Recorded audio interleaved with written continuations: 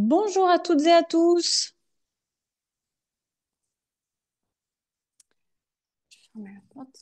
Bienvenue à notre webinaire Emploi Santé Handicap. On va commencer dans 1 minute, le temps que tout le monde se connecte. Donc, je vous invite à vous installer confortablement. On est ensemble pendant 1 heure. Et voilà, et j'attends une petite minute que tout le monde se connecte. J'espère qu'il fait beau dans vos contrées respectives et que vous pouvez peut-être profiter du soleil pendant ce webinaire.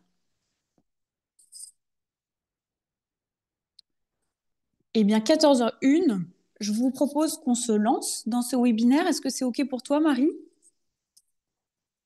Pouce vers le haut, c'est parti. Oui, très bien. Alors, eh bien, bienvenue à toutes et à tous à ce webinaire Emploi Santé Handicap. On va parler de l'appel à projet Emploi Santé Handicap et du programme Emploi Santé Handicap. On est ensemble pendant 1 heure maximum. Ce que je vous invite à faire et ce qu'on vous invite à faire, c'est de noter vos questions sur le chat. Comme ça, on va pouvoir les prendre et y répondre au fil de l'eau. On fera en sorte de répondre à toutes les questions. Et il y a un temps de questions-réponses qu'on garde pour la fin. Voilà pour ça. On souhaitait aussi vous informer que le replay de ce webinaire sera disponible dès demain. Donc, si vous souhaitez qu'on vous l'envoie ou vous souhaitez le diffuser voilà, dans votre réseau, dans votre entourage, ce sera tout à fait possible dès demain. Et peut-être petit mot de l'introduction, de fin d'introduction. On va être deux personnes à prendre la parole, donc moi-même et Marie Masse, qui se présentera tout à l'heure. Donc nos coordonnées sont à la fin de la présentation. Et la présentation, d'ailleurs, on pourra aussi vous la transmettre si ça vous intéresse.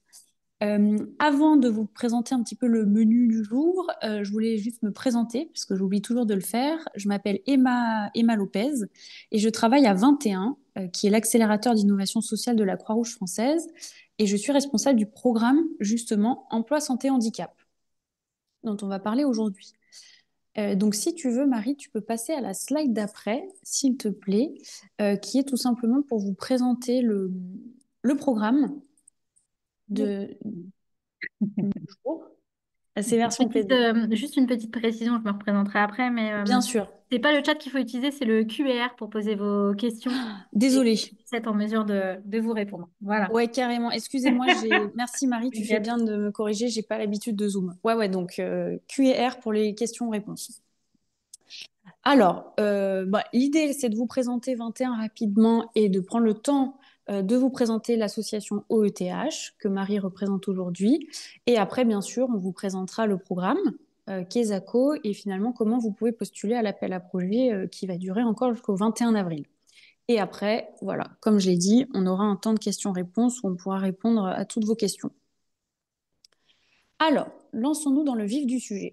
En ce qui concerne 21, en quelques mots, 21, c'est un laboratoire d'innovation sociale, en fait, de la Croix-Rouge française et de Nexem, qui a été créé il y a maintenant 6 ans, en 2019 déjà, et qui s'inscrit du coup dans la stratégie de transformation de la Croix-Rouge française, à savoir l'objectif, la mission de 21, c'est de répondre aux multiples besoins des personnes les plus vulnérables via l'innovation et l'énergie entrepreneuriale. Donc finalement, comment via l'innovation sociale, on peut répondre à des nouveaux besoins de personnes en précarité.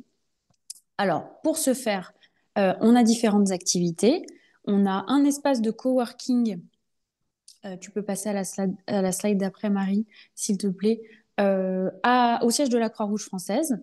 Donc, c'est un espace de 1 000 m² où on accueille des entrepreneurs et entrepreneuses qui ont des entreprises ou des associations, soit dans le secteur de l'ESS, économie sociale et solidaire, soit dans le domaine du SSMS, donc secteur sanitaire, social et ou médico-social.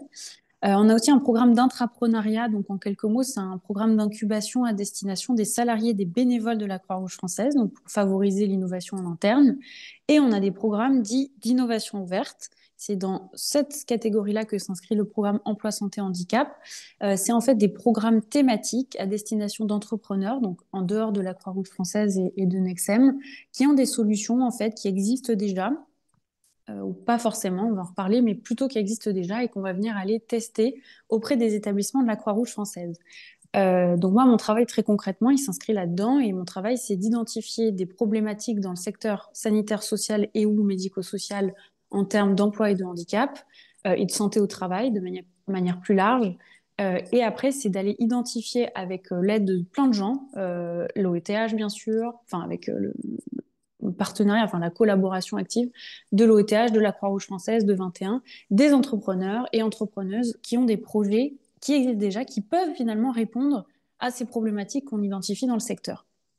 Et enfin, la dernière brique, le design social, c'est des petites missions qu'on est amené à faire, animer des séminaires, présenter la fresque de l'innovation sociale, voilà, faire des missions d'animation, de facilitation auprès de tout type de secteur où on parle principalement d'entrepreneuriat et d'innovation sociale. Donc voilà un peu ce qu'on fait à 21 depuis 6 ans. Après, il y a effectivement nos chiffres clés, c'est peut-être juste pour vous donner une idée. Donc, on a accompagné du coup maintenant quasiment 100 solutions depuis 6 ans. Donc, ça fait plus de 200 porteurs de projets accompagnés. Il y en a à peu près un tiers ou un quart qui a été déployé au sein du réseau du secteur. On a investi à peu près, d'ailleurs, désolé le N, là, il se balade, mais 150 terrains d'expérimentation. Donc ça, c'est-à-dire qu'on est allé auprès de 150 soit unités locales, donc pour le réseau bénévole, soit établissements pour le réseau salarié de la Croix-Rouge française, pour tester, pour challenger, pour expérimenter sur un temps donné des projets. 175 mentors et experts, donc ça, c'est des personnes qui ont une expertise métier que nous, on n'a pas. Enfin, que moi, Emma, je n'ai pas. Moi, j'ai une compétence en accompagnement de projet, mais pas forcément sur le sujet de la prévention de la dégradation de la santé au travail dans notre secteur. Donc, on fait appel, et on en reparlera, à des mentors qui connaissent très bien ces sujets-là. À 21, du coup, on a une centaine de coworkers qu'on héberge chaque année. Et voilà, 8, en ce moment c'est 6, je crois, structures hébergées. Voilà, pour vous donner un petit peu un panel de ce qu'on fait. Et je crois qu'il y a une dernière slide avec l'équipe. Ouais, c'est ça exactement. Peut-être, je ne sais pas si ça vous intéresse ou pas, mais en gros, en bas à gauche, là, vous voyez l'équipe accompagnement. Donc Laure, elle porte le programme Impact Data, Martine, le programme Intra. Et Violette, elle collabore avec nous trois sur les différents programmes. Et après, on a une équipe coworking avec Estelle, une équipe com, et après notre RAF et la direction, composée de Marielle et Paul. Donc voilà un peu, on est 10 à 21 et voilà, on mène une vingtaine d'expérimentations chaque année dans le secteur sanitaire et social et médico-social.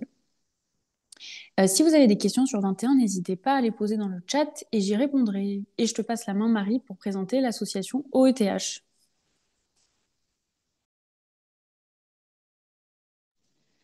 Alors, je ne t'entends pas, Marie. Je ne sais pas si c'est que moi.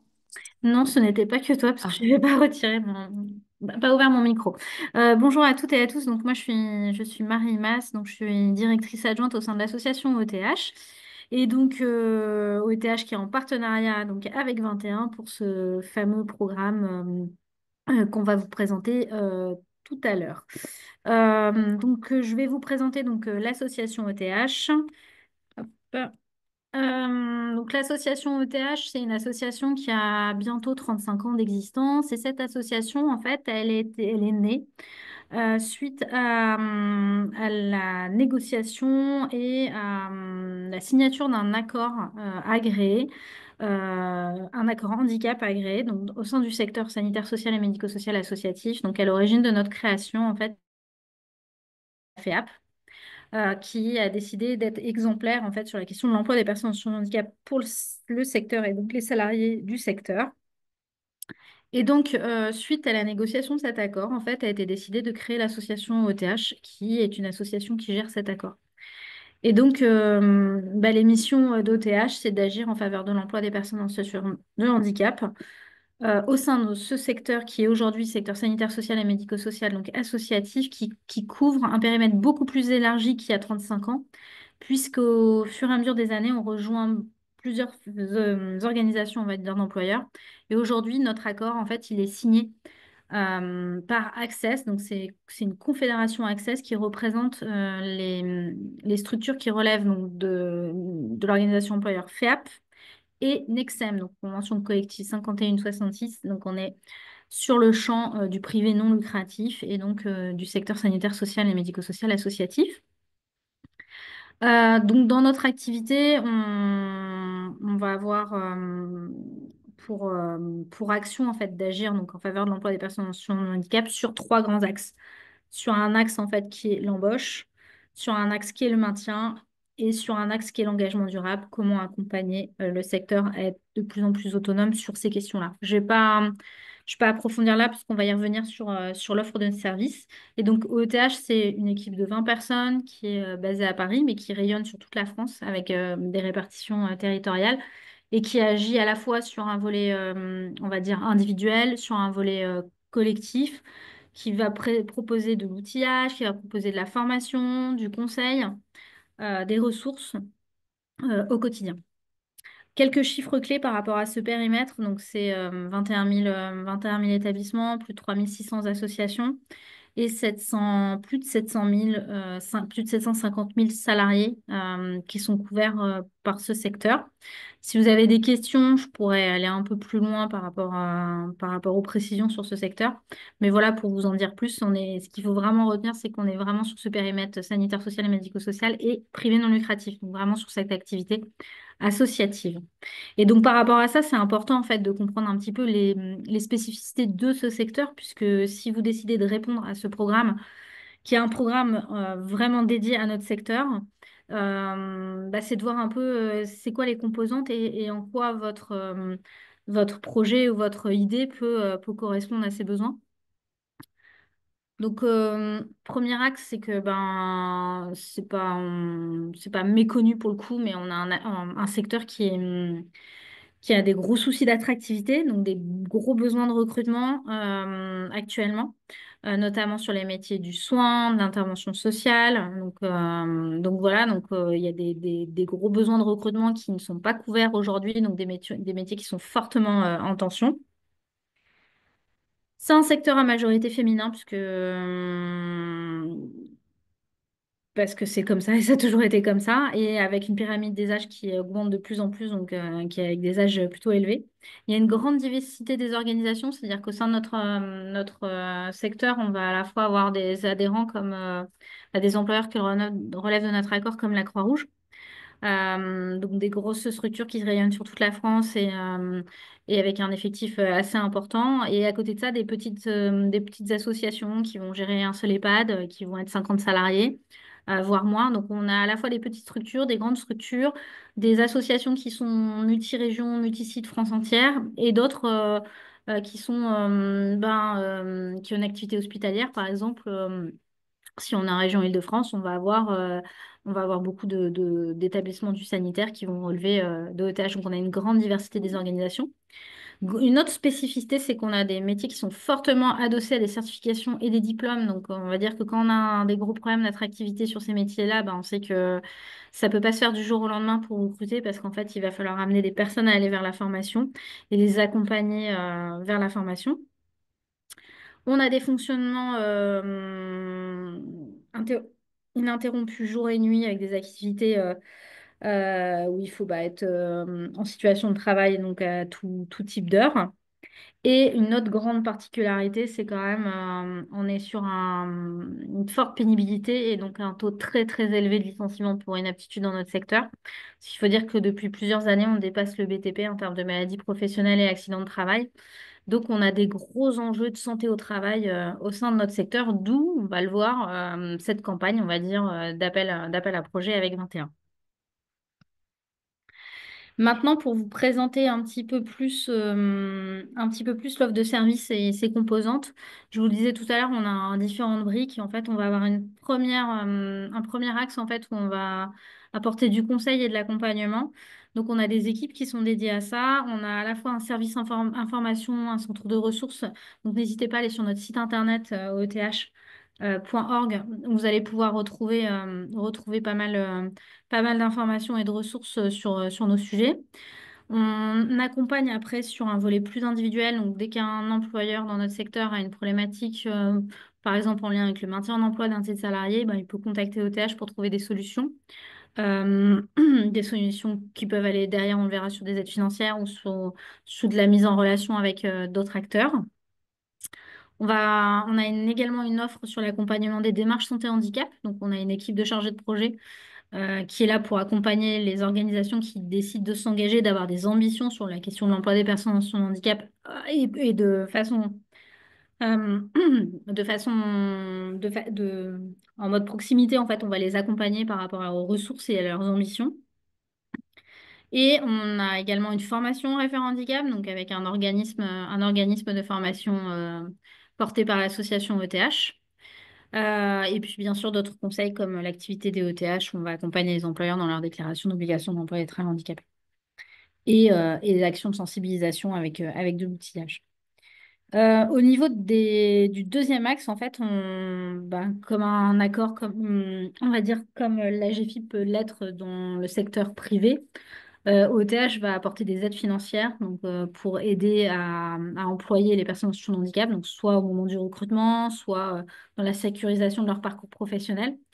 Donc, on a tout un catalogue d'aides qui est également disponible sur notre site internet si vous voulez plus d'informations. Je ne les détaille pas là maintenant parce qu'en fait, sinon, on pourrait rester toute la journée ensemble.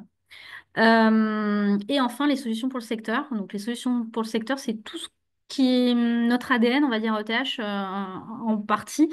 C'est-à-dire que tout ce qu'on va proposer en termes de dispositifs qui va répondre aux problématiques du secteur. Et c'est intéressant parce que c'est ce qui nous réunit notamment aujourd'hui, ici, maintenant. Donc, dans les solutions pour le secteur, on a notamment ce partenariat avec 21 pour amener des innovations donc, dans le secteur, répondant aux problématiques spécifiques d'emploi des personnes en situation de handicap et de la prévention. On a d'autres dispositifs de trajectoire professionnelle des salariés, de transition professionnelle des salariés, et un tout dernier né qui s'appelle EO Santé, qu'on est plutôt fiers parce que c'est une transformation du programme emploi et handicap avec 21, avec Colline en fait qui a pu expérimenter sa solution donc au sein de 21 et que nos TH a décidé de transformer et de l'intégrer directement dans son service.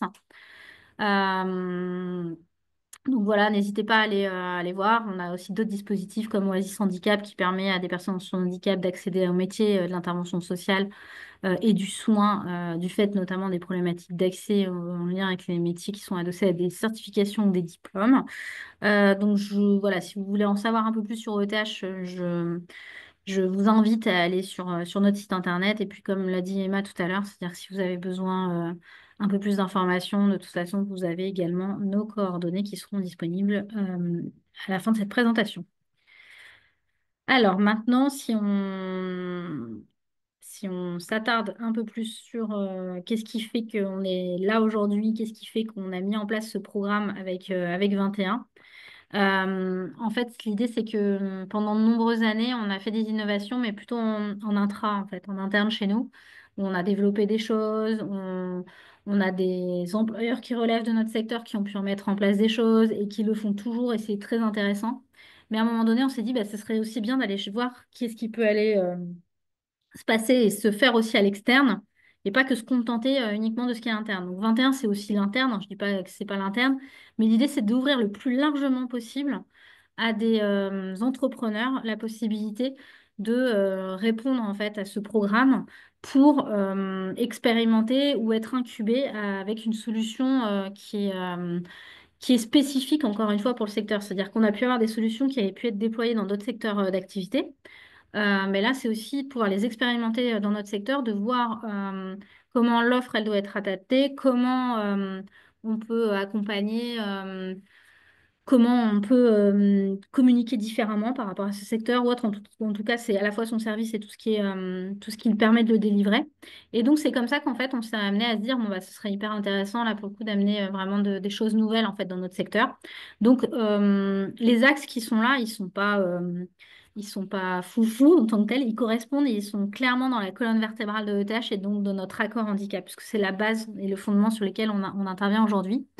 Et donc, dans les axes qui sont prévus de ce programme qui s'appelle Emploi, santé et handicap, on a tout un volet qui est favoriser l'emploi des professionnels en situation de handicap, donc vers le milieu ordinaire, favoriser le maintien en emploi des personnes en situation de handicap, répondre aux besoins du terrain et apporter des solutions innovantes pour le secteur. Comment? Je vous disais tout à l'heure, on a un plan d'embauche. Donc, c'est comment favoriser l'accès à l'emploi dans notre secteur, notamment, regarde ce qu'on a dit tout à l'heure avec les problématiques de maintien, problématiques d'attractivité que le secteur rencontre aujourd'hui.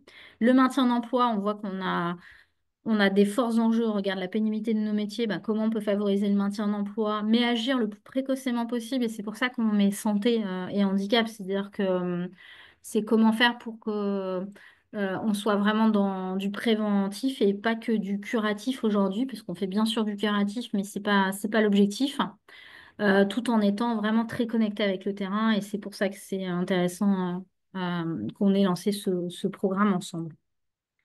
Voilà, je vais peut-être te laisser en dire un peu plus, Emma, sur le programme. Et puis, je pourrais redire éventuellement, on pourra reparler des axes dans un second. Super. Eh ben, je te remercie, Marie. Si vous avez des questions, j'ai vu qu'il y en a quelques-unes qui sont arrivées dans le Q et A. N'hésitez pas à continuer à les poser. Je pense qu'on va y répondre au fil de l'eau. Et si c'est pas le cas, on s'y attardera en fin de webinaire. Donc, bah, Marie, on a dit déjà, a fait une belle intro, belle passation, transition vers le programme Emploi Santé Handicap. Donc, la genèse en fait de ce programme, si tu passes à la slide d'après Marie, c'est le programme Emploi et Handicap. En fait, jusqu'à présent, ce programme, il s'appelle Emploi et Handicap. Il a été créé en 2020. Donc, il va bientôt souffler sa cinquième bougie. On a donc accompagné 5 saisons. À 21, on parle de saison, donc c'est 5 promotions finalement d'entrepreneurs. Et il y a 19 projets qui ont été accompagnés, donc 4 par promotion. Et là, la promotion actuelle, ils sont 3 lauréats, 3 projets accompagnés. Et jusqu'à présent, c'était sur les thématiques de l'emploi, donc comme vient de le présenter Marie, des professionnels en situation de handicap dans le secteur sanitaire, social et médico-social. Donc on parlait et on parle toujours de recrutement, d'inclusion, de maintien dans l'emploi. Et finalement, face au fait que ça fait 5 ans qu'on a ce programme, qu'on a accompagné quasiment 20 projets sur ce sujet, du fait aussi des actualités de l'OETH, on s'est dit que cette année, on lançait un nouveau programme qui s'appelle Emploi Santé Handicap. Donc, comme vous voyez, on ne révolutionne pas le sujet, mais il y a quand même la notion de santé qu'on introduit et qui est nouvelle. Alors, pour faire le lien, la slide d'après vous précise finalement quels sont les nouveaux objectifs du programme et juste après, je passerai la main à Marie qui en parle mieux que moi. Les objectifs de ce programme, donc emploi, santé, handicap, ou qui est tout nouveau et qu'on lance du coup cette année, c'est d'améliorer la santé mais en tout cas, et les conditions de travail des soignants et des travailleurs sociaux. Donc en fait, des salariés du secteur sanitaire et social et médico-social. Et c'est aussi, ou plutôt, de favoriser l'emploi, donc on reste sur la même dynamique qu'avant, des professionnels, donc des salariés en situation de handicap dans notre secteur. Donc SSMS, si vous voyez cet acronyme dans la présentation, ça signifie secteur sanitaire, social et médico-social. Donc les thématiques, les 3 premières que vous voyez ici sont nouvelles. Je vous les présente et après Marie, bien sûr, je te passe la main parce que tu maîtrises ça mieux que moi. C'est la prévention de la santé des employés du secteur. Donc là, c'est vraiment le mot-clé et la nouvelle thématique clé de ce nouvel appel à projet, c'est la prévention. Donc quand on dit employés, salariés, professionnels, c'est des synonymes, c'est la même chose, c'est des personnes salariées dans notre secteur. La réduction de la pénibilité du travail, toujours dans notre secteur. En lien avec donc l'amélioration des conditions de travail dans notre secteur. Je me suis permis de le mettre partout, juste pour que ce soit très clair pour tout le monde, parce qu'on a des questions chaque année à ce sujet. Et bien sûr, c'est OK, mais c'est en tout cas pour essayer d'y répondre. Et on garde les anciennes thématiques qui sont le recrutement et le maintien dans l'emploi, la professionnalisation des pratiques handicap auprès des employeurs du secteur et de manière un peu plus générale, globale, c'est des actions préventives du handicap. Ce sont des enjeux qui sont vraiment propres au secteur. Marie l'a dit, je me permets de le redire. Et vraiment, l'intérêt de ce programme, que vous veniez de ce secteur ou non, c'est vraiment d'y avoir accès. Parce que c'est vrai que je ne l'ai pas dit juste avant, mais du coup, excusez-moi, je reviens un petit peu en arrière. Mais la Croix-Rouge française, telle qu'on la connaît, on connaît surtout ses actions bénévoles, distribution alimentaire, vestimentaire, actions de secours, voilà, gestion d'urgence. Mais la Croix-Rouge française, c'est aussi 17 000 salariés, 650 établissements dans le secteur sanitaire, social et médico-social. Donc, c'est de très nombreux et nombreuses infirmiers, infirmières, aides-soignantes, travailleurs sociaux, éducateurs spécialisés, etc. Et du coup, ça, c'est vraiment un grand, alors, terrain de jeu. Je veux pas que ce soit mal dit, mais en tout cas, on a à notre disposition plus de 600 établissements qui peuvent accueillir des expérimentations, voilà, qui peuvent accueillir des projets entrepreneuriaux comme les vôtres, et qu'on va pouvoir aller tester, challenger, confronter au terrain, expérimenter pendant le temps de l'accompagnement dont on va vous parler juste après. Je ne sais pas si Marie, tu souhaites rebondir sur les thématiques. Ouais, et puis il y avait une question en effet pour savoir si c'était, mais tu viens d'y répondre, je pense, mais je vais repréciser pour les personnes en situation, les personnes concernées, en fait, sont-elles en milieu ordinaire ou milieu protégé? Le périmètre de notre accord, c'est les professionnels du secteur qui sont salariés. Donc, on ne couvre pas directement, on va dire, les personnes qui sont en milieu protégé, mais néanmoins, il pourrait y avoir des projets qui favorisent l'accès à l'emploi dans notre secteur, des personnes qui sont en milieu protégé, en ESAT, par exemple. Donc, c'est un peu difficile de répondre comme ça à la question, c'est-à-dire que globalement, le secteur est concerné et l'idée, c'est l'emploi, et donc c'est à destination des salariés du secteur particulièrement et des professionnels du secteur. Par rapport aux thématiques, donc en effet, il y a un peu une nouveauté, c'est que le OTH est en appui de notre branche en fait sur toutes les questions autour de la santé au travail et de la prévention. Et donc, on a, en effet, c'est la grande nouveauté de cette année, c'est qu'on a élargi ce programme et cet appel à candidature à de nouveaux projets qui sont vraiment portés autour de la prévention de la santé au travail, donc des employés, des salariés du secteur, donc de la réduction de la pénibilité au travail et de l'amélioration des conditions de travail. Donc, on a toujours nos axes d'origine qui sont le volet handicap et le fait que bah, on a l'emploi, donc le recrutement, le maintien en emploi, la sécurisation des parcours, l'accompagnement des démarches santé-handicap que pourrait à avoir en autonomie donc des employeurs du secteur. Et on a tout le volet également préventif. Donc, je pense que c'est difficile de le résumer. C'est plutôt bien résumé et je pense que tu l'avais très bien résumé à Emma. Donc, c'est un bon terrain en tant que tel de sujet. Et comme l'a dit Emma, c'est que chaque année, on peut avoir des projets où il y a un peu confusion, c'est-à-dire qu'on a des porteurs en fait de projets qui sont assez intéressants, mais qui sont pas du tout finalement adaptés ou en prévision de notre secteur et qui n'ont pas compris finalement qu'ils s'adressent à un secteur, à ce secteur, du fait que c'est OETH et les 21 qui sont partenaires et donc pour ce secteur. Donc ça, c'est vraiment, vraiment très important.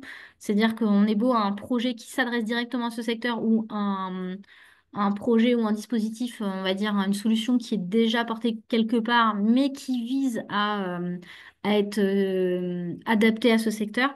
C'est ça le plus important. Il y a eu une autre question dans le QR, je vois, j'y réponds.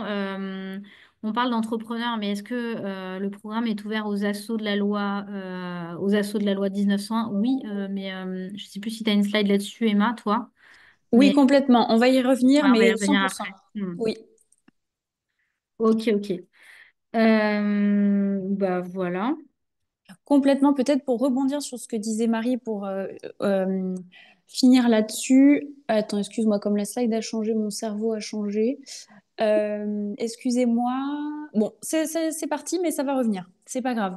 Ah oui, non, c'était pour rebondir vraiment sur le fait que si vous œuvrez, entrepreneur ou pas, dans un autre secteur que le secteur sanitaire, social, médico-social, mais que vous êtes intéressé pour venir challenger, tester votre outil dans notre secteur, c'est tout à fait possible de postuler à l'appel à projet. De la même manière, bien sûr, si vous œuvrez déjà dans le secteur, sanitaire, social et médico-social, vous pouvez aussi bien sûr postuler à l'appel à projet. On essaie vraiment d'ouvrir un petit peu nos chakras et vraiment d'accueillir tout le monde, en tout cas dans les candidatures, parce que finalement, le parti pris, c'est que toute solution peut servir au secteur, en fait, qu'elle vienne du secteur ou pas.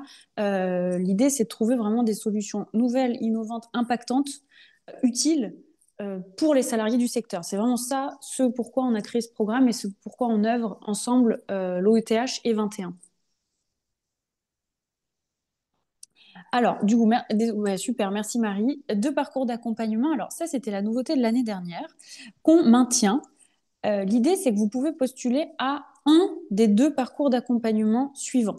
Vous pouvez postuler au parcours incubation ou, c'est exclusif, vous pouvez postuler au parcours expérimentation. Alors, le parcours incubation, c'est un parcours qui vous accompagne pour passer de l'idée au projet. Et donc, dans votre dossier de candidature, ce qu'on vous invite à faire, c'est à présenter votre idée. On est bien conscient et consciente qu'une idée, c'est moins abouti qu'un projet, mais l'idée, c'est que vous nous expliquiez finalement quelle est votre idée, elle vient d'où, face à quel constat faites-vous face, quel est le contexte dans lequel vous évoluez, voilà, quelle problématique finalement sociale ou quelle problématique de manière plus globale vous avez rencontrée. D'où vient cette idée? Donc, ce parcours, il permet de transformer votre idée en solution concrète. L'accompagnement, il dure 10 mois et il comprend plutôt une phase d'exploration, de prototypage. Donc, ça, c'est quand on crée le projet, une première version en tout cas, de test de ce prototype et de bilan. Ensuite, deuxième parcours d'expérimentation, donc vous pouvez choisir entre l'un et l'autre en fonction du stade de développement de votre projet finalement, c'est pour tester votre projet sur le terrain. Ce parcours, il permet d'améliorer et de développer des solutions auprès de ce qu'on appelle donc les terrains d'expérimentation, c'est-à-dire les établissements, et vous pouvez en trouver une liste, et je pourrais d'ailleurs vous l'envoyer par mail, de tous les établissements de la Croix-Rouge française, si jamais voilà, ça vous intéresse pour répondre à l'appel à projet et pour compléter votre dossier. Cet accompagnement-là aussi dure 10 mois. Ça, on va y revenir, mais les deux parcours durent le, le même temps et comprend une phase de cadrage. Donc là, en fait, on prépare l'expérimentation, une phase d'expérimentation de 6 à 7 mois et une phase de bilan. Si vous avez des questions là-dessus, n'hésitez pas à les poser dans le Q&A. En ce qui concerne les modalités d'accompagnement, ah bah désolé, il y a une petite image qui a sauté. J'ai essayé de tout résumer ici. Il y a 10 mois d'accompagnement, donc de manière très concrète, ce sera de début septembre 2025 à fin juin 2026, donc sur une année scolaire. Et ça comprend quoi? Finalement, notre accompagnement à 21 et avec l'OETH dans le cadre de ce programme Emploi Santé Handicap, ça comprend un suivi régulier en fonction des périodes, toutes les semaines ou toutes les 2 semaines, avec la coach. La coach, c'est moi, la responsable du programme, accompagnatrice, quoi, autrement dit, d'une bourse d'un montant de 15 000 euros. Alors, pour le parcours incubation, la bourse, elle sert à développer le projet. Pour le parcours expérimentation, la bourse, elle sert à aller expérimenter le projet.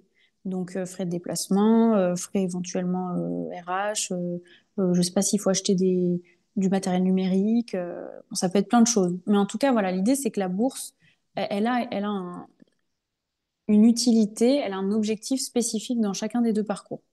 L'accès, ensuite, troisième point, privilégié à des terrains d'expérimentation. Bon, ça, je l'ai répété pas mal, mais voilà, pour tester votre prototype ou pour aller expérimenter votre projet. Et j'ai mis entre parenthèses en France parce qu'en fait, je réalise que chaque année, on reçoit des dossiers en dehors de la France. Et pour moi, en fait, quand on parle de la Croix-Rouge française, pour moi, c'est une évidence, mais j'en ai conscience que ce n'est pas une évidence. Donc, en fait, on n'accepte que les dossiers, les candidatures qui proposent des expérimentations ou qui souhaitent expérimenter en France métropolitaine. Voilà, je me permets de le dire si ça peut peut-être clarifier ou répondre à certaines questions. On propose aussi la mise à disposition d'un expert ou d'une experte métier de la Croix-Rouge française. Ça, c'est le mentor. Dans chaque accompagnement, il y a au moins un mentor par projet, qui est une personne qui a donc une expertise métier que moi, je n'ai pas et qui vient du coup en complémentarité de l'accompagnement que moi, je peux proposer. Il y a également 6 jours de séminaire collectif d'accompagnement. Donc ça, c'est réparti en 3 fois, donc 2 jours à chaque fois, en présentiel à 21. Donc 21 est situé au siège de la Croix-Rouge française, qui est situé à Montrouge, dans le 92, donc au sud de Paris, en Île-de-France. On vous propose un poste de travail aussi situé à l'accélérateur et bien sûr une mise en réseau avec nos différents partenaires, donc avec l'association ETH, avec la Croix-Rouge française, avec éventuellement d'autres, avec Nexem aussi. Et on vous propose de rejoindre la communauté 21, dans laquelle, bien sûr, on partage plein d'informations, globalement, des actualités, des appels à projets, des propositions qu'on reçoit de différents partenaires pour vous proposer des choses gratuites de temps en temps. Voilà, on essaye autant faire se peut de vous partager des infos qui vous intéresseront et qui vous seront utiles. Donc voilà de quoi est composé les 10 mois d'accompagnement. Je ne l'ai pas mis là dans la présentation, mais si vous allez sur le site de 21, donc vous tapez 21 Croix-Rouge française dans votre moteur de recherche, vous avez une page qui s'intitule Alumni. Et là, dans la page Alumni, vous pourrez trouver du coup, pour l'instant, il y en a 16 parce qu'il y en a 3 en cours d'accompagnement, 16 projets qu'on a déjà accompagnés dans le cadre du programme Emploi et Handicap. Et ça pourra peut-être vous donner un petit peu une idée des projets qui ont déjà été soutenus dans le cadre de ce programme dans les précédentes années. Et pour finir sur ce chapitre, entre guillemets, programme, on va parler des critères d'éligibilité. Alors, et c'est là peut-être que ça va répondre à la question de la personne de tout à l'heure. J'ai rajouté le mot moral cette année, donc c'est toute personne morale. En fait, ça ne peut pas être une personne, comment dire, toute seule. Il faut que ce soit une personne rattachée à une association ou à une structure juridique en fait existante. Donc c'est euh, toute personne au sein finalement d'une personne morale aurait soit une idée, soit un projet déjà existant qui a un impact social en matière de prévention de la santé au travail ou d'emploi des personnes en situation de handicap dans le secteur sanitaire, social et ou médico-social. Et cette personne, il faut qu'il ou elle, enfin elle, ait identifié un besoin social important et ou urgent, toujours pareil dans le secteur SSMS, auquel des solutions actuelles ne répondent pas ou que partiellement. Ayant identifié donc une idée ou une solution qui permet d'adresser de manière efficiente ce besoin social non pourvu, d'avoir un potentiel de développement. L'idée étant que si finalement votre projet répond réellement à un intérêt du secteur et que les expérimentations et l'accompagnement se passent bien, on peut parler d'un déploiement après à plus grande échelle, après l'accompagnement.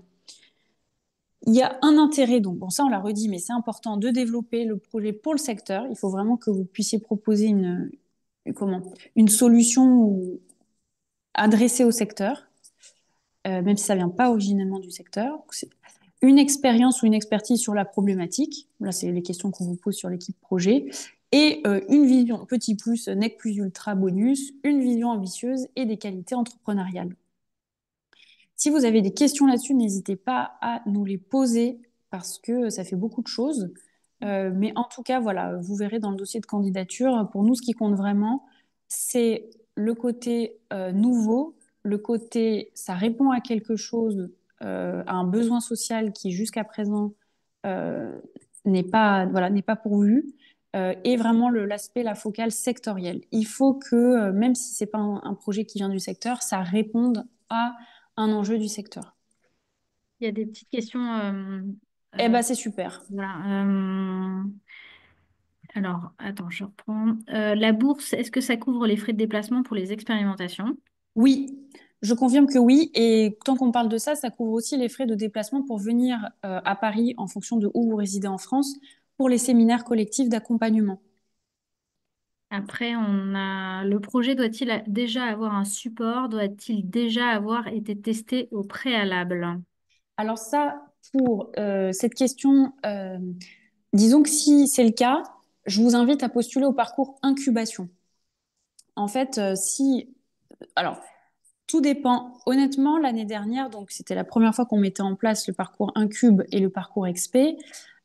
Si en fait votre projet nous plaît ou il répond à ces critères d'éligibilité tout simplement et que finalement on se rend compte que vous êtes trompé de parcours, c'est pas grave. C'est vraiment pas grave du tout. Moi je réoriente et on garde votre dossier, on le met juste dans l'autre parcours. Donc n'ayez crainte vis-à-vis de ça. Si vous vous trompez de parcours, c'est pas grave. Si votre projet est éligible, on le lira quand même et il n'y a pas de stress. Mais voilà, en tout cas, par rapport à votre projet, dites-vous que si c'est pas encore quelque chose de structuré, qui n'a pas fait de preuve de concept, qui n'existe pas vraiment encore, alors c'est parcours en incubation et on va travailler justement pendant quasiment un an, 10 mois ensemble pour développer votre projet. Et si à l'inverse, c'est un projet qui existe déjà, que vous avez déjà pu tester auprès de différentes parties prenantes, alors là, c'est plutôt le parcours expérimentation. J'espère avoir répondu à votre question. Si c'est pas le cas, n'hésitez pas à en rajouter une couche et à reposer une question, hein. Merci Emma. Il y avait, je regarde, oui, mais là on va peut-être pouvoir répondre ensemble. Je vais peut-être y répondre. Bonjour, est-ce qu'une solution autour de l'activité physique adaptée entre dans les thématiques prévention de la santé, réduction de la pénibilité au travail? C'est ce que vous avez là en fait dans les critères d'éligibilité. Donc, je dirais qu'il faut que ce soit nouveau par rapport à l'offre existante sur ces sujets-là et surtout en quoi elle répond spécifiquement en fait aux besoins de ce secteur et de notre secteur d'activité. Donc, c'est ni oui ni non. À ce stade, je dirais que, il faut que ça réponde aux critères en fait d'éligibilité. Et si vous êtes dans ces critères, bah oui, vous pouvez répondre donc à cet appel à candidature.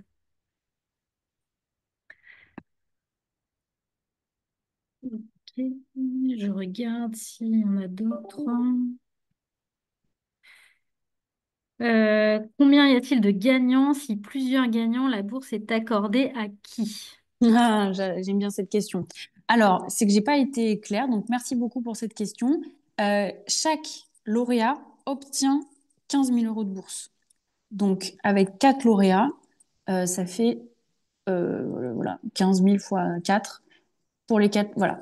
Bref, excusez-moi, je me suis perdue. Il y a 15 000 lauréats, 15 000 euros de bourse par projet lauréat. J'espère que cette question confuse aura bien répondu à votre question. Cette réponse confuse. On a une autre question qui est, faut-il un business plan du projet, programme incubation? Si oui, jusqu'à quel degré d'analyse faut-il aller? Hmm. Super. Alors, pour le parcours incubation, il n'est pas impératif d'avoir un modèle éco, un business plan, comme vous le dites, pour postuler, parce qu'on part du principe qu'a priori, une idée, si elle n'est qu'au stade d'idée, elle n'est pas encore étoffée et du coup, un modèle éco voilà, n'a pas encore été créé. En revanche, si vous en avez un, même si c'est brouillon, même si c'est une V1, une première version, n'hésitez pas à nous la transmettre et à nous l'indiquer tel quel. Que c'est une première version, que c'est un document de travail, je sais pas, vous pouvez le présenter comme vous le souhaitez, et que voilà, vous souhaitez quand même de manière à nous faire comprendre finalement quel est ce programme, quel est votre projet, pardon, ça peut être intéressant. Parce que c'est vrai que l'année dernière, on a eu des candidatures parcours incubation, et parfois, comme c'est que au stade de l'idée, il nous manquait du concret.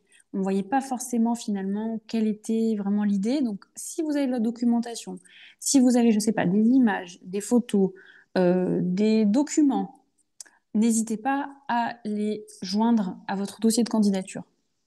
Ça nous permet de vraiment de mieux comprendre. Après, bien sûr, si jamais on a des questions, moi, je peux vous recontacter pendant la période de sélection des projets pour en savoir un petit peu plus. Et peut-être pour finir là-dessus, par contre, pour le parcours expérimentation, on vous demande des questions quand même plus spécifiques sur le modèle éco. Et là, l'idée, bien sûr, ça reste confidentiel ce que vous nous dites, mais ça nous permet de savoir bah, combien coûte finalement votre solution, qui sont vos partenaires actuels, voilà, quel est votre chiffre d'affaires. Ça, ce sont des choses qui nous intéressent. Alors, je vois qu'il est 14 heures, quasiment 45, c'est parfait. Il nous reste un peu de temps pour vous présenter comment ça se passe pour postuler à l'appel à projet, comment vous pouvez candidater. Donc, l'idée de départ, c'est que vous souhaitez encore, après ce webinaire, prototyper ou expérimenter votre projet auprès des établissements de notre secteur. Super. Vous pouvez du coup, on vous invite à vérifier que votre projet répond aux critères de sélection. Et après, on vous invite à aller consulter le dossier de candidature euh, qui, je vois, n'est pas en lien. Oui, c'est en dessous. Et vous pouvez m'envoyer un mail à tout moment. Donc emma.lopez1@21-6 croix-6 rouge.fr si vous avez des questions. Pour information, je suis au travail jusqu'au 28 mars et après je pars 2 semaines en vacances, les 2 premières semaines d'avril. J'ai une collègue qui va prendre le relais, donc n'ayez crainte. Si vous n'avez pas de réponse de ma part, vous aurez une réponse de la part de ma collègue.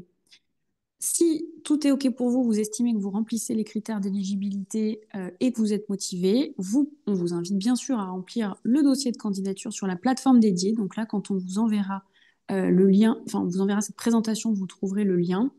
Je pourrais vous l'envoyer par mail en fait aussi, si c'est plus simple pour vous. Et il faut impérativement que vous puissiez terminer votre candidature avant le lundi 21 avril à minuit, enfin 23h59. Donc c'est un jour férié. On voulait clôturer l'appel à projet le 20 avril, mais on s'est dit, bon, si jamais des personnes souhaitent finaliser leur candidature le 21, c'est possible. Et pour être tout à fait transparente, dès le 22 avril, moi, je vais m'activer pour lire tous vos dossiers et vérifier qu'ils sont éligibles. Et justement, s'il est éligible et que votre projet est retenu, on vous invitera à l'acculturation, qui est un temps de préparation du jury et d'acculturation aussi au secteur pour celles et ceux qui ne connaîtraient pas bien. Et on vous invitera à participer au jury final, qui est un entretien oral, un pitch de 10 minutes, ici à 21 en présentiel, le 17 juin. On va y revenir à la diapo suivante, mais en tout cas, voilà. Et après, si votre projet est sélectionné le 17 juin, eh bien, vous êtes lauréate. C'est-à-dire vous avez remporté l'appel à projet, vous avez remporté entre guillemets le concours et vous allez être accompagné de septembre 25 à juin 26. En termes de calendrier, le voici. L'appel à projet est donc ouvert jusqu'au lundi 21 avril. Euh, Excusez-moi, je ferai l'éligibilité des candidatures la semaine du 22 avril. Et après, on passera à une phase d'évaluation des dossiers, évaluation écrite. C'est-à-dire qu'en fait, je vais attribuer les dossiers à des collègues de l'OETH, à des collègues de la Croix-Rouge française, éventuellement à d'autres collègues, pour en fait finalement attribuer des notes à tous vos dossiers. Et on a en interne un comité de présélection où finalement on sélectionne les finalistes. Et donc je reviendrai vers vous d'ici à fin mai pour vous annoncer quels sont les finalistes. En général, on en a 8, donc pour 4 lauréats. Et début juin, c'est la fameuse acculturation où on prépare les finalistes aux oraux. Et le jury final, c'est le 17 juin. Donc je vous invite dès à présent, si vous le souhaitez, bien sûr, à mettre une option dans vos agendas le 17 juin. Et l'objectif, c'est que ben, moi, je vous tienne informé. Comme ça, si vous êtes retenu, c'est super, vous confirmez votre présence et vous pouvez vous organiser pour venir à Paris si vous habitez un petit peu plus loin. Et si malheureusement vous n'êtes pas retenu, ben, en tout cas, vous le savez et vous pouvez libérer votre journée. Nous en avons terminé avec Marie sur la partie de présentation. Il nous reste un petit quart d'heure pour toutes vos questions et les réponses. Je suis en fait sur mon portable, ce qui ne m'arrange pas énormément. J'aurais aimé vous montrer la plateforme de candidature, mais c'est pas grave. Je vais vous l'envoyer vous l'aurez dans la présentation et je pourrais vous l'envoyer par mail. Et sur la plateforme depuis laquelle vous pouvez postuler, vous avez toutes les informations qui ont été dites aujourd'hui en webinaire. Il y a des petits chapitres, vous verrez, il y a une page contenu de l'accompagnement, une page critères d'éligibilité, une page dédiée au processus de sélection et une autre au calendrier. Il y a une FAQ aussi, foire aux questions, si jamais ça vous intéresse, et un mini chapitre sur la RGPD pour vous expliquer ce qu'on fait de vos données. Il y a une question, mais je pense que tu as dû y répondre entre-temps et peut-être plus nécessaire, mais au cas où. Pour les finalistes, y a-t-il une dernière sélection, par exemple un pitch à faire ou le dossier suffit-il? Oui, alors, donc pour répondre à cette question, non. Les dossiers, vous nous les envoyez d'ici au 21 avril. Jusqu'à fin mai, voilà, en interne, on évalue vos dossiers. Et après, on vous prévient, si jamais vous êtes finaliste fin mai, pour venir pitcher en présentiel à 21 le 17 juin. Donc, effectivement, il faut quand même se déplacer si jamais vous êtes finaliste. Et le jury, bon là, on aura largement le temps de vous expliquer comment ça se passe, mais en tout cas, c'est des créneaux de 25 minutes par candidat. Vous pouvez venir à plusieurs si vous le souhaitez. Et c'est 10 minutes de pitch ininterrompu où le jury est vraiment en phase d'écoute. Et après, c'est un quart d'heure de questions-réponses, donc vraiment un temps de dialogue avec les membres du jury. Et après, voilà, vous rentrez chez vous, on vous remercie. Et après, il y a un temps de délibération des membres du jury et on sélectionne à la fin de la journée les 4 lauréats, lauréates. Il y a une question aussi plutôt sur les séminaires, en fait, sur quelle thématique portent les 6 séminaires? Alors, très bonne question. Donc, nous, on parle finalement de 3 séminaires. En fait, c'est un séminaire égale 2 jours. Donc, il y a un séminaire de lancement en septembre. Il y a un séminaire de mi-parcours. euh, en fonction des parcours d'accompagnement, c'est pas forcément au même moment, mais entre novembre et février.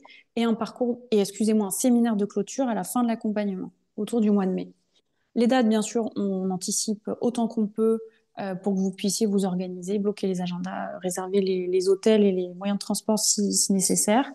Et donc, en fait, pour le parcours expérimentation, on va vous proposer des séminaires dédiés à l'expérimentation. Donc, le séminaire de lancement, c'est un séminaire où vous allez rencontrer votre mentor en présentiel en général, où on va vous parler du protocole d'expérimentation, qui est votre projet d'expérimentation. On a des personnes de la Croix-Rouge qui vont venir intervenir pour vous présenter finalement la Croix-Rouge, pour que vous puissiez un petit peu mieux comprendre comment fonctionne cette grande organisation et finalement où est-ce que pour vous ce serait le plus pertinent d'aller expérimenter. On fait un atelier de co-développement en général pour répondre à vos problématiques.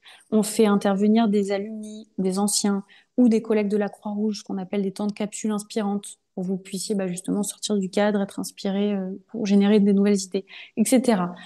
Donc, ça, c'est le séminaire de lancement, mais en gros, les séminaires du parcours expérimentation sont vraiment dédiés à l'expérimentation.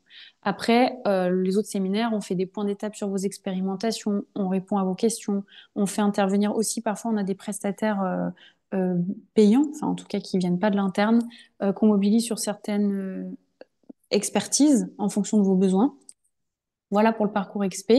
Pour le parcours incubation, en fait, ce qu'on fait, c'est qu'on vous rattache au séminaire des personnes qui sont en intrapreneuriat à la Croix-Rouge française, de manière à ce qu'il y ait une dynamique de groupe quand même et que vous puissiez dialoguer avec des pairs, alors qui sont salariés ou bénévoles de la Croix-Rouge française, mais en tout cas qui sont dans les mêmes stades de développement de leur projet, qui ont une idée comme vous et qui vont être amenés finalement à la challenger, à la tordre dans tous les sens et finalement aboutir à un projet.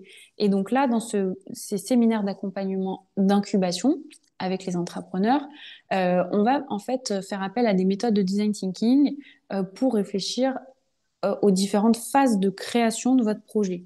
Donc, ça va être plutôt structuré sur le premier séminaire, c'est le lancement aussi, on apprend à se connaître, on fait connaissance, etc. Et on parle de la phase d'exploration. Finalement, qu'est-ce que ça va être cette phase d'exploration? Qu'est-ce que c'est d'explorer? Qu'est-ce que c'est de remettre en question son idée, de réfléchir aux besoins sociaux, etc. Après, en mi-parcours, on va faire le point sur votre phase d'exploration, on va écouter les différents projets, on va pouvoir rebondir les uns sur les autres. Euh, et on va parler de la phase de prototypage. On va se préparer au prototypage. Donc là, pareil, on fait intervenir des collègues, des intervenants externes, etc. Et vous avez des temps de travail. Ça, je ne l'ai pas dit, mais pour tous les séminaires, que ce soit XP ou Incube, expérimentation, incubation, il y a des temps de travail dédiés parce qu'on sait que vous avez des vies bien pleines, que vous soyez entrepreneur ou autre, et que du coup, c'est hyper important qu'on puisse, nous, vous apporter des apports théoriques, mais que vous ayez aussi des temps de travail en introspection, enfin en individuel. Et il y a aussi toujours des temps participatifs, parce que c'est hyper important, on n'est pas là pour ni s'ennuyer ni s'endormir. Donc voilà, on essaie de faire un mélange de tout ça, un peu de descendant et de conceptuel et de théorique, un peu de participatif et un peu de travail de personnel. Et pour finir sur la fin du dernier séminaire parcours incubation, on fait le point en fait sur les tests que vous avez pu faire de votre prototype et on réfléchit à votre plan de développement pour la suite, finalement, pour pérenniser cette démarche de développement de votre projet. J'espère que ça a répondu à la question. En tout cas, c'est obligatoire, ces séminaires collectifs d'accompagnement. Ça fait partie intégrante de l'accompagnement. On a des retours très positifs des personnes qui viennent. On sait que 2 jours, c'est beaucoup, d'autant en plus pour celles et ceux qui viennent de loin et qui arrivent la veille, parfois. Mais en fait, c'est vraiment utile. Et en plus, je ne l'ai pas précisé, mais l'accompagnement, bien sûr, peut se dérouler en vidéo. Actuellement, euh, voilà, 3 des 4 entrepreneurs ou des projets que j'accompagne sont pas en Île-de-France, enfin sont loin. Et du coup, on fait l'accompagnement individuel et avec les mentors en visio. Et du coup, les séminaires, c'est vraiment parfois les seuls moments où on est amené à se voir en vrai, j'ai envie de dire, entre guillemets, en présentiel. Et du coup, c'est super important. Est-ce qu'il y a d'autres questions auxquelles on n'aurait pas répondu? Attends. Je viens de voir qu'il y en a d'autres qui étaient arrivés, mais je ne sais pas si c'est des questions ou des commentaires. Y a-t-il une version Word PDF du dossier de candidature afin de préparer nos réponses avant de les téléverser sur la plateforme? Merci beaucoup pour cette question. La réponse est non, mais j'ai envie d'être positive et optimiste dans le sens où en fait vous pouvez vous créer un compte sur la plateforme et enregistrer des brouillons. Donc en fait vous pouvez tout à fait dès à présent vous créer un compte et vous avez accès à l'intégralité du dossier. Vous verrez qu'il est composé de différents chapitres et vous pouvez très bien voilà soit du coup copier-coller tout et le faire à côté ou commencer à apporter des réponses, sauvegarder. Et bien sûr, ça, vous recevrez un petit mail de relance de ma part si c'est le cas.